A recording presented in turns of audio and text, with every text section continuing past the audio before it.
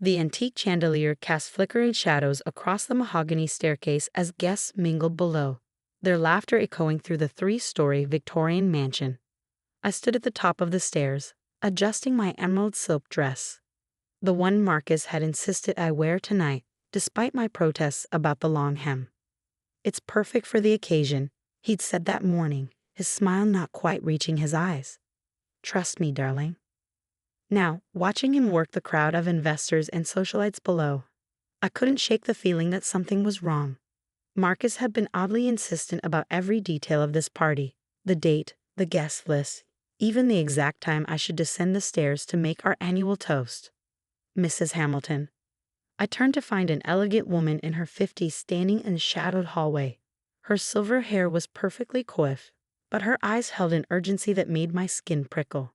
"I'm Sarah Davis from Wellington Trust," she said quietly. "We need to talk. Now." "I can't." I gestured to the crowd below. "The toast is exactly what I need to warn you about." She gripped my arm. "Your husband's grandmother didn't die from falling down these stairs 20 years ago. Neither did his first wife, or the woman he was engaged to before you." The room seemed to tilt. "What are you talking about?" "Elizabeth." Marcus's voice carried up from below. "Darling, everyone's waiting." Sarah pressed a USB drive into my hand. "Don't go down those stairs.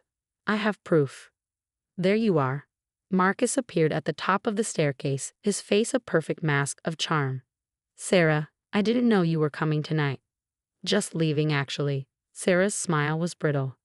"Your wife and I were discussing the trust fund arrangements." Marcus's hand found the small of my back, fingers digging in slightly. "Elizabeth handles none of that, I'm afraid. Family policy." "Of course." Sarah met my eyes. "Remember what I said about the arrangements, Mrs. Hamilton. Every detail matters." She turned and disappeared down the hallway, leaving me with the USB drive burning in my clutch and Marcus's hand pressing me toward the stairs. "Shall we?" His smile remained fixed. "Everyone's excited about the announcement." "Announcement?" This wasn't part of the plan. "What announcement?" "The merger, darling. Harrison Phillips is buying us out. Tonight's the perfect time to tell everyone." Harrison Phillips, the company that had also bought out his previous wife's family business just weeks before her fatal fall. The USB drive felt heavier now. "Marcus, I don't feel well." "Maybe we should." "Don't be silly." His grip tightened. "You look beautiful. Like a picture." He paused. "Exactly like the picture they'll use in tomorrow's papers." Ice slid down my spine as pieces clicked into place. The specific dress, the precise timing, the way he'd insisted I wear my grandmother's heavy diamond necklace despite its loose clasp. "Marcus." I started to step back, but his hand clamped around my wrist. "Time for your grand entrance, darling." The first push was subtle, just enough to make me stumble. As I caught the banister, I saw his face change. The mask slipped, revealing something cold and calculated beneath. "Marcus, please." The second push was harder. I grabbed the railing with both hands. The USB drive clattered to the floor. Below, guests were turning, pointing, some reaching for phones.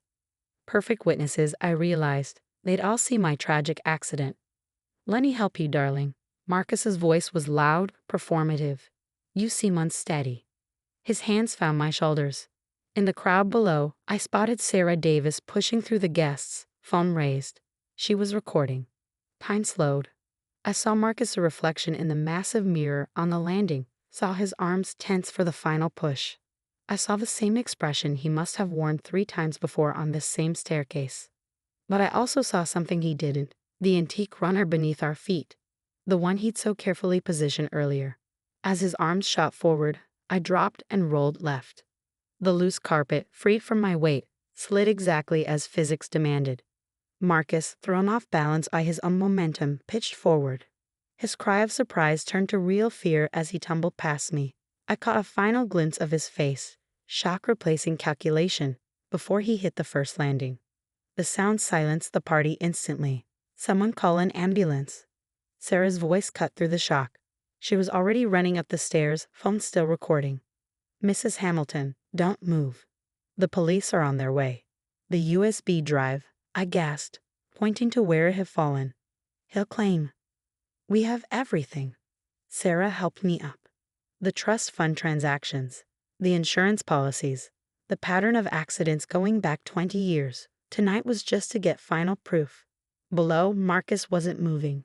Guests surrounded him, some checking for a pulse, others whispering and pointing up at me. I should have felt something: fear, grief, guilt. Instead, I felt only a profound emptiness as I watched my husband's perfect mask finally crack. "He's breathing," someone called. "Barely." Sarah's arm steadied me. "The police will want a statement. Are you ready to tell them everything?" I touched the loose clasp of my grandmother's necklace, the one Marcus had carefully sabotaged, meant to be found broken beside my body. "Yes," I said. "Every detail matters." The hospital waiting room buzzed with whispered conversations and the occasional flash of a phone camera. I sat with Sarah, clutching a paper cup of cold coffee while detectives interviewed witnesses down the hall. "The footage is clear," Sarah murmured, showing me her phone. "He deliberately positioned you, checked the carpet, everything. Classic premeditation." On a screen, I watched Marcus's practice performance from just hours earlier. The concerned husband, rushing to help his dizzy wife. If I hadn't moved at the last second. "What made you start investigating?" I asked, unable to take my eyes off the video. Sarah's face darkened. "I handle his grandmother's estate. The accident never sat right with me. A healthy woman who'd lived in that house for 40 years suddenly forgetting about that loose carpet. Then came Jessica, his first wife. Same stairs, same story. When Rachel, his fiancée, died before the wedding, I knew. But you couldn't prove it. Not until he married you." She pulled out a thick file. The pattern was identical. First he'd arranged large life insurance policies. Then came property transfers, moving assets into his name. Finally, a convenient business merger right before each accident. My hands shook as I opened the file. Photos of 3 women smiled back at me, each in her 30s, each a successful businesswoman, all dead. "The Harrison Phillips connection?" I asked. "They bought out each family's company at a fraction of its worth right after the deaths. Marcus got finder's fees, stock options, board positions. The perfect setup." A doctor appeared in the doorway. "Mrs. Hamilton, your husband is asking for you." Sarah gripped my arm. "Don't go alone." "I need to see him," I said. "I need to know why." Detective Morgan, a sharp-eyed woman in her 40s, stepped forward. "We'll be right outside. Wear this." She handed me a small recording device. "Get him talking if you can." Marcus lay in the hospital bed, his normally perfect appearance shattered by bandages and bruises. His right leg was elevated, encased in a cast. "Elizabeth." His voice was weak, but his eyes were calculating. "Come to finish the job?" "You tried to kill me, Marcus." "Prove it." He smiled thinly. "I was trying to help my dizzy wife. Everyone saw that. Your little stunt with the carpet could have killed me. Like you killed the others." A flicker of surprise crossed his face. "What others?" "Your grandmother. Jessica, Rachel. Same stairs, same setup. Sarah Davis has proof." Marcus's smile faltered slightly. "That interfering old woman. Always poking around where she doesn't belong.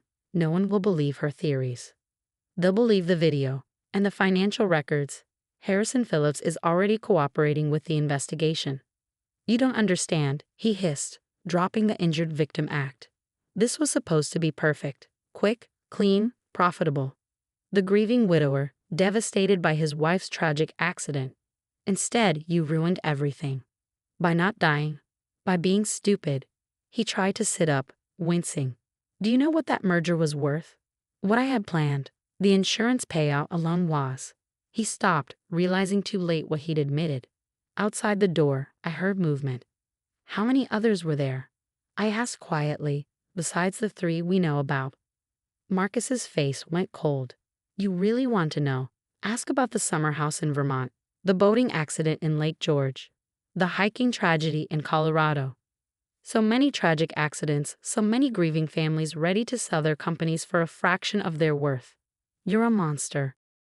"I'm a businessman." His voice was pure ice now. "Everything has a price. Lives, deaths, marriages, they are all just transactions. You were supposed to be my masterpiece, the perfect society wife, the tragic accident, the grieving husband consolidating empires. We could have been legendary. We're done here." Detective Morgan stepped into the room. "Marcus Hamilton, you're under arrest." As they read him his rights, Marcus kept his eyes locked on mine. "You'll never prove all of it. Some secrets stay buried." "Maybe," I said, standing. "But you'll never touch those stairs again." In the hallway, Sarah waited with a team of FBI agents. "They found more," she said grimly. "Bank accounts, offshore holdings, connections to at least 4 other suspicious deaths. He's been doing this for decades." I watched through the window as they handcuffed Marcus to the hospital bed, the master manipulator finally trapped by his own perfect plan. "What happens now?" I asked. "Now," Sarah said, "we find the other families, the other victims. There's a lot of truth to uncover. And a lot of justice to serve," Detective Morgan added. I touched my neck where the sabotage necklace had been, the last piece of Marcus's failed plot. "Will you help me?" Sarah smiled. "Every step of the way." As we walked out of the hospital, reporters clustered at the entrance, their questions blurred together. "Mrs. Hamilton, did you know about the other wives? Was the merger connected to the attempt on your life? Are there more victims?" I paused at the door, thinking of the other women who had faced those stares, who hadn't been warned in time, who hadn't had a chance to fight back. "Yes," I said clearly, facing the cameras. "There are more victims. And we're going to find them all." 6 months later, I stood in front of Marcus's grandmother's Victorian mansion, watching as forensic teams dug up the immaculate garden. Sarah stood beside me, holding a weathered journal we discovered in a hidden wall safe. Ground-penetrating radar showed 3 distinct anomalies, Detective Morgan reported, joining us. All consistent with the timeline in Margaret Hamilton's diary. The diary had been the key that unlocked everything. Marcus's grandmother wasn't his first victim, she was the one who caught him. Her detailed accounts of mysterious deaths dating back to his college years had blown the case wide open. "She knew," Sarah said softly. "She was gathering evidence when he discovered her plan. And made her his first staircase accident," I finished. "But she managed to hide this first." The journal documented it all. Mysterious deaths at boarding school, college girlfriends who disappeared during vacations, business partners who died in convenient accidents. Marcus had been practicing his craft for decades before perfecting his signature staircase scheme. "Mrs. Hamilton," one of the forensic team members waved urgently. "We found something." In the freshly dug earth lay a tarnished locket, the same one from the photograph of Patricia Young, Marcus's college girlfriend who'd run away in 1995. Inside was a torn piece of paper with hastily scrawled numbers. "Bank account codes," Sarah confirmed, examining it. "Offshore accounts we hadn't found yet." Detective Morgan was already on her phone. "Get me the financial crimes unit. We've got new leads." I walked the perimeter of the garden, remembering all the parties Marcus had hosted here, how he'd always steered guests away from certain areas, how he'd become furious when I suggested renovating the landscaping. "The bodies shouldn't be buried on the property," I'd overheard him say once, thinking I was asleep. At the time, I thought he was talking in his sleep. Now, "Elizabeth?" Sarah called. They found another one. This time it was a ring, matching the description of the family heirloom Rachel had been wearing the night she fell. Marcus had told everyone she'd been buried with it. "How many?" I asked Detective Morgan. "How many are we really looking at?" She consulted her tablet. Based on the journal entries and financial records, at least 12 confirmed victims over 25 years. Possibly more we haven't connected yet. A young officer hurried over. "The cadaver dogs are going crazy at the old well house." I remembered Marcus's obsession with keeping that small building locked. He always said it was unsafe. Condemned. "More like condemned evidence," Sarah muttered. As the sun set, casting long shadows across the excavated garden, I thought about all the women who had crossed Marcus's path. How many had seen through his mask too late? How many had tried to warn others? "We found documents," Sarah said quietly. "His grandmother was trying to contact Jessica's family before her accident. She knew Jessica was in danger." "Like you tried to warn me." She nodded. "Sometimes the warning comes in time. Sometimes." The well house door creaked open as the forensic team emerged. Their faces told us everything we needed to know. 3 sets of remains, Detective Morgan confirmed. Preliminary examination matches the time frame of the missing persons cases from 1998, 2002, and 2005. I thought of Marcus in his hospital bed, now a prison cell, still playing the misunderstood victim, still believing he'd get away with everything. He won't talk, I said. Not even to save himself. He doesn't have to. Sarah held up the journal. His grandmother made sure he couldn't hide forever. She left us a map to every crime, every victim, every secret. And we'll find them all, Detective Morgan added. Every single one. As darkness fell, the garden blazed with forensic lights. More teams arrived, more evidence emerged. The mansion's shadows seemed to recede, its secrets finally exposed to the light. What happens to the house? I asked. After the investigation, it's yours, Sarah reminded me. The estate transfers were never completed. I looked up at the staircase window, remembering that night. The push that was supposed to end my life had instead exposed decades of hidden crimes. Sell it, I decided. Use the money to help the victims' families and set up a foundation for women trapped in similar situations. So the next warning doesn't come too late. Sarah squeezed my hand as another shout came from the garden. Another secret unearthed, another truth revealed. Marcus had built his empire on buried secrets and silenced voices. In the end, those voices had found their way back to the surface, speaking their truth from beyond the carefully tended garden that had hidden them for so long.